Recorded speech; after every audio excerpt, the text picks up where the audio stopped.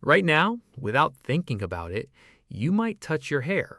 You might rub the back of your neck, adjust a sleeve, pick out a fingernail, smooth down your shirt for no reason at all. You do this dozens of times a day and never notice it.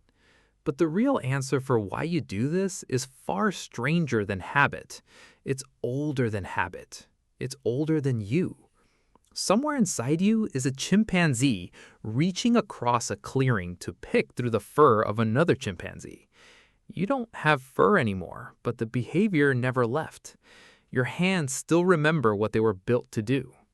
For most of primate history, grooming wasn't hygiene, it was survival.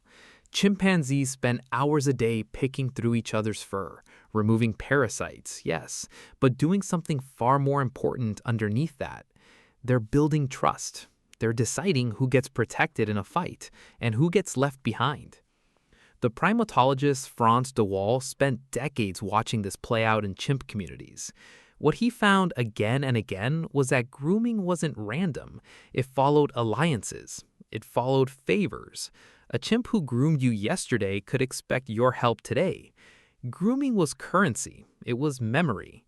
It was the social contract, written not in words, but in fingers moving through fur. Then something happened to your ancestors that changed everything. Group sizes grew, and grooming, one-on-one, hand over hand, couldn't scale.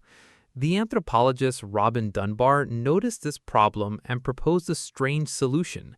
He argued that language itself evolved as a replacement for grooming, not for hunting, not for warning of danger, for gossip, for maintaining social bonds across a group too large for anyone to physically touch everyone who mattered. Talking, in Dunbar's theory, is grooming at a distance. Think about what you actually talk about most days.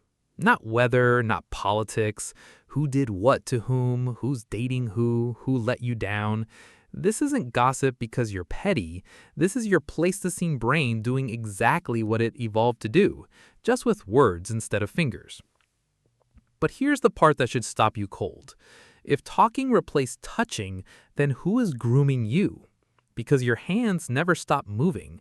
They just ran out of anyone else's fur to move through, so they turned inward. Watch a room full of people waiting for a stressful thing. A job interview, a flight delay, a first date. Hands go to hair, hands go to jewelry, hands cross arms, rub forearms, touch lips. This is called self-adapter behavior, a term coined by the psychologists Paul Ekman and Wallace Friesen in their studies of nonverbal communication. They found that these small self-touches spike under stress, and they spike in a very particular way. They mimic being groomed.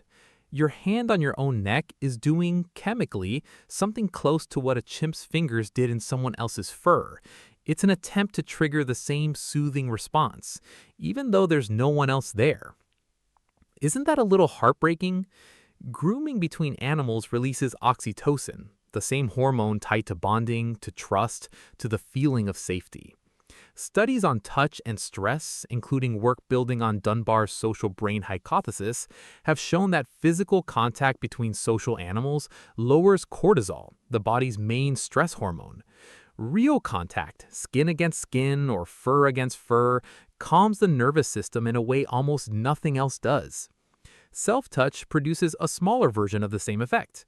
Not as strong, not as satisfying, but something. Enough to explain why you twirl your hair during a hard conversation, or rub your own arm when you're anxious, or press your palms together without realizing it. You are trying to give yourself what an entire evolutionary history expects you to receive from someone else. And this shows up in places you'd never expect to look. Notice how often people touch their faces during a video call, far more than in person. Some researchers studying digital communication have pointed to this as a kind of grooming deficit, a body searching for the tactile connection that a screen simply cannot provide. You get the conversation, you get the eye contact, sort of, but you don't get the hand, so the hand goes to your own face instead. Even the word self-care carries a strange echo of this. Massages, skincare routines, hairstyling, nail treatments, an entire industry built on a simple ancient premise: someone else's hands moving carefully over your body for no functional reason except connection. We call it pampering now. Your ancestors called it Tuesday. There's a reason a haircut can feel disproportionately relaxing, even when the actual cut takes 10 minutes. There's a reason a scalp massage can nearly put people to sleep. Your nervous system isn't responding to hygiene, it's responding to the oldest form of social proof there is. Someone else chose to spend time on your body, carefully, with their hands. This is also in part why loneliness hurts in such a physical way. Not just emotionally lonely, but touch-starved. Studies on social isolation, including work following Dunbar's social brain hypothesis, have suggested that a lack of physical contact correlates with elevated stress markers over time, echoing the same biological pathways that grooming once regulated in our primate relatives. Your body isn't built to go this long without being touched by someone else. It just found the workaround. What does that mean for you, practically, at 2 in the morning or in the middle of a stressful meeting when your hand drifts to your own hair without permission? It means you're not fidgeting. You're not being weird. You're running one of the oldest programs your species has, a program built over millions of years to keep primates calm, connected, and alive inside a group. You're just running it solo because modern life so often demands you be physically alone.